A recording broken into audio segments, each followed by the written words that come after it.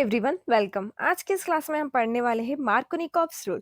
तो यहाँ पे हम पहले देखेंगे सबस्ट्रेट। Substrate alkyne. अल्कीन मतलब carbon double bond carbon. Second one alkyne. Alkyne मतलब कार्बन ट्रिपल बॉन्ड कार्बन। तो ये जो हमारा सबस्ट्रेट होता है मोस्ट प्रोबेबली अनसिमेट्रिक ही होता है। कैसे अनसिमेट्रिक? मतलब कि यहाँ पे देखो एग्जाम्पल में कार्बन डबल बॉन्ड कार्बन, तो यहाँ पे दो कार्बन से, तो एक कार्बन को अटैच है दो हाइड्रोजन और नेक्स्ट वाले कार्बन को अटैच है one hydrogen and one methyl. तो ये हो गया हमारा अनसिमेट्रिक सबस्ट्रेट। अगर यहाँ पे मिथाइल की जगह पे हाइड्रोजन होता तो वो हो जाता हमारा सिमेट्रिक। ठीक है। सेकेंड देखते हैं रिएक्टेंट। रिएक्टेंट में हमें यहाँ पे मिला है हाइड्रोजन हलाइड। तो यहाँ पे हलाइड क्या होगा? ब्रोमीन। तो यहाँ पे ब्रोमीन ही रिएक्ट करेगा रिएक्शन में, ना कि आयोडीन करेगा ना ही क्लोरीन करेगा। तो उसका रीजन क्या है वो मैं लास्ट में बताऊंगी।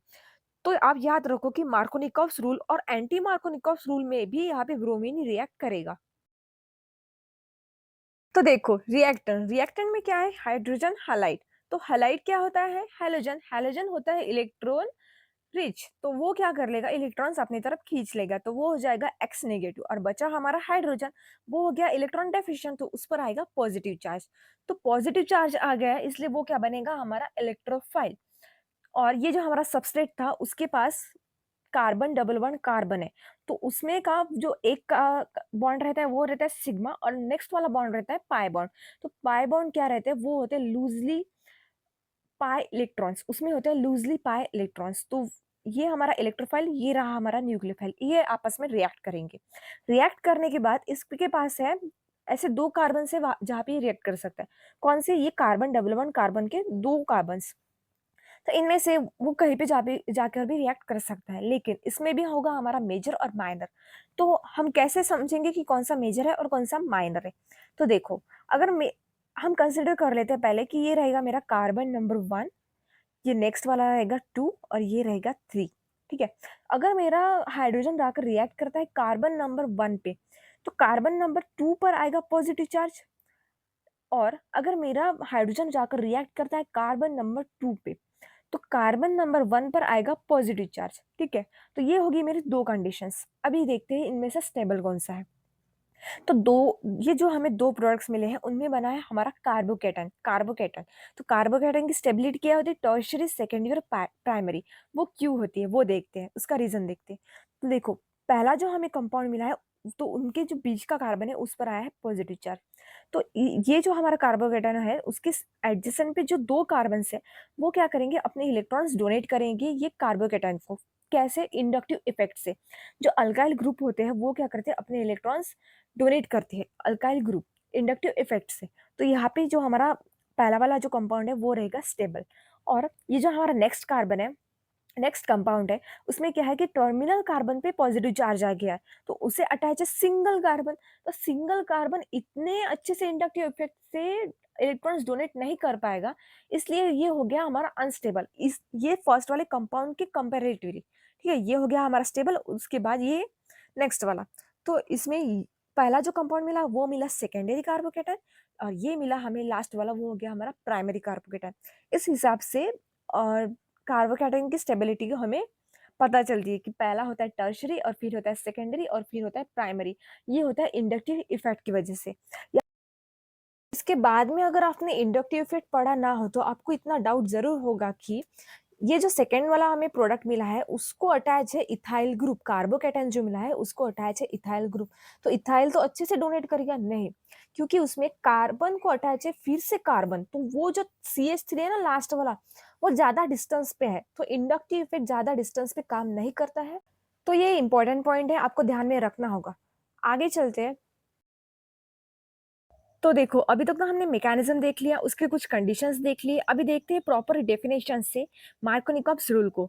तो जिस कार्बन को ज्यादा हाइड्रोजन अटैच है वहीं पे अटैच हो जाएगा हमारा हाइड्रोजन, तो वो होगा हमारा मेजर प्रोडक्ट मार्कोनिकॉव्स रूल के हिसाब से। अब तक हमने देख लिया था मार्कोनिकॉव्स रूल। अब हम देखने वाले हैं एंटी मार्कोनिकॉव्स रूल। इसे क्रैश रूल भी बोलते हैं। तो जैसे कि हमने मार्कोनिकॉव्स में देखा था कि वहाँ पे हमने सबस्ट्रेट यूज़ करा था अल्कीन और अल्काइन। तो यहाँ पे भी हम अल्कीन और अल्काइन ही लेंगे। मोस्ट प्रोबेबली अल्कीन ही रहता है, लेकिन अल्काइन में भी रिएक्शन हो जाती है। तो ये भी होना चाहिए हमारा अनसिमेट्रिक। अनसिमेट्रिक मैंने आपको पहले ही समझा दिया था। ठीक है। अभी देखते हैं कैटलिस्ट। कैटलिस्ट इस रिएक्शन में क्या रहेगा, peroxide effect. Peroxide effect means H2O2, इसे हम बोलते हैं हाइड्रोजन पेरोक्साइड, या फिर हम यूज़ कर सकते हैं बेंजोइल पेरोक्साइड। यहाँ पे मैंने बेंजोइल पेरोक्साइड का स्ट्रक्चर ड्रॉ करा है। मार्कोनिकॉप्स रूल में इलेक्ट्रोफिलिक एडिशन रिएक्शन कराई थी, लेकिन अभी एंटी मार्कोनिकॉप्स रूल में हम कराएंगे फ्री रेडिकल एडिशन रिएक्शन।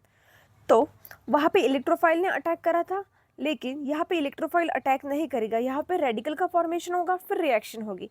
तो ये रही इसकी simple reaction, that is propene react करता है HBr के साथ in the presence of benzoyl peroxide, तो हमें प्रोडक्ट मिलता है मेजर। तो यहाँ बस मेजरली इतना ही समझ लो, अगर एरो पर लिखा है पेरोक्साइड या फिर बेंजोइल पेरोक्साइड या फिर हाइड्रोजन पेरोक्साइड, तो वो हो जाएगा हमारा एंटी मार्कोनिकॉप्स रूल। अगर एरो पे कुछ भी नहीं है तो वो हो जाएगा हमारा मार्कोनिकॉप्स रूल।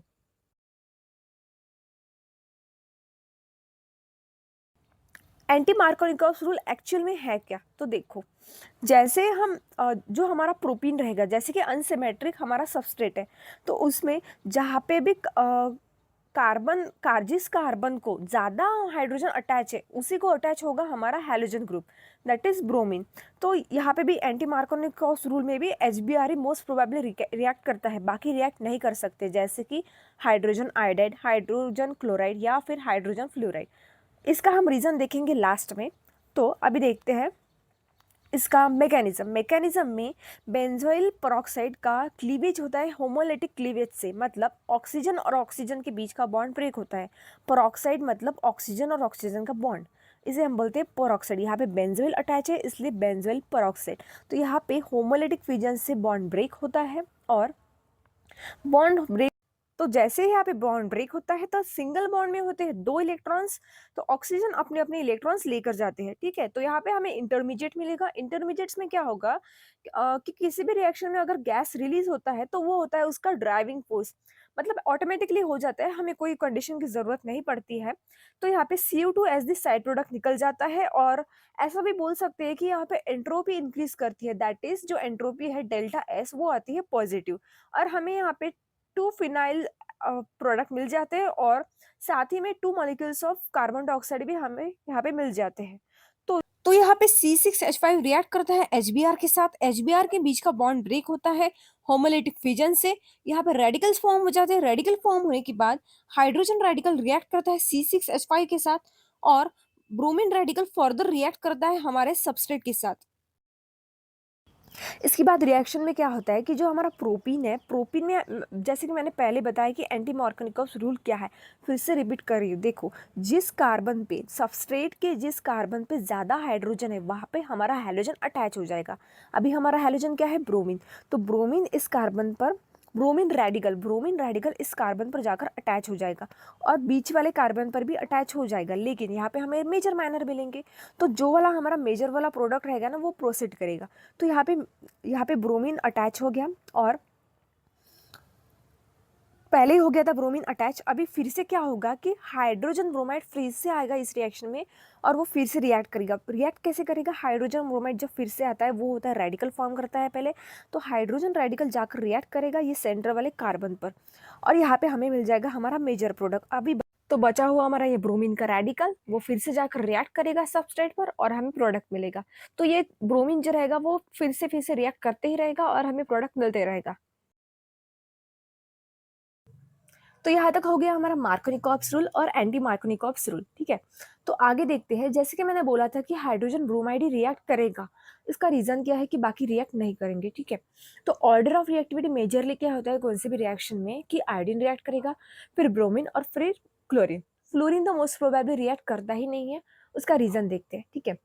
तो जैसे ही हम टॉप टू द बॉटम जाते हैं पीरियोडिक टेबल में, तो बॉन्ड डिसोसिएशन एनर्जी इंक्रीज करती है। बॉन्ड डिसोसिएशन एनर्जी मतलब कि जो बॉन्ड को ब्रेक करने की एबिलिटी है वो इंक्रीज करती है, ठीक है। तो इस हिसाब से आयोडीन और हाइड्रोजन का जो बॉन्ड होता है वो बहुत अच्छे से ब्रेक हो जाता है, लेकिन जो आयोडीन एटम है वो किसी और आयोडीन एटम के साथ जाकर मॉलिक्यूल बनाता है, तो हमें मिलता है आयोडीन मॉलिक्यूल, ठीक है। इसलिए ये रिएक्शन में पार्टिसिपेट नहीं कर सकता है, ठीक है। इसके बाद हाइड्रोजन ब्रोमाइड इजीली रिएक्ट कर कर लेता है, ठीक है। तो इसके बाद हाइड्रोजन फ्लोराइड और हाइड्रोजन क्लोरीन, इसका क्या है कि इनकी जो बॉन्ड डिसोसिएशन एनर्जी है वो बहुत कम होती है, तो इसलिए इजीली रिएक्ट नहीं कर पाते हैं, है ना। इनका इनका जो साइज रहता है वो मतलब सिमिलर, मतलब आसपास ही रहता है, कि साइज डिफरेंस ज़्यादा नहीं होता है, इसलिए वो ज़्यादा मेजरली रिएक्ट नहीं कर पाते हैं। इसलिए मार्कोनिकॉव्स और एंटी मार्कोनिकॉव्स रूल में हमारा हाइड्रोजन ब्रोमाइड रिएक्ट करेगा और हमें प्रोडक्ट मिलेगा। तो ये था हमारा आज का क्लास। आई होप कि आपको सब समझ आया हो। Thanks for watching.